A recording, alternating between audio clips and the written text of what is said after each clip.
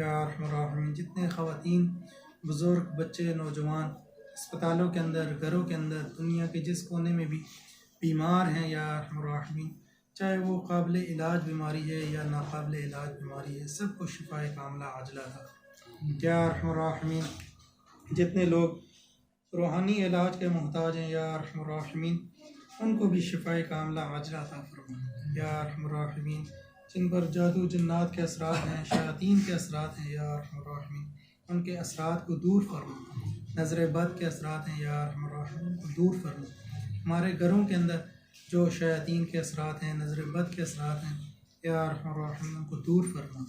یا ارحم الراحمین ہمارے گھروں کی حفاظت فرما ہماری خواتین کی حفاظت فرما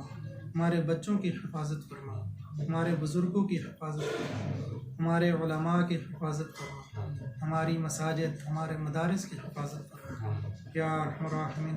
ہمارے ملک کی حفاظت فرما یا ارحم الراحمین ہمارے اداروں کی حفاظت فرما یا ارحم الراحمین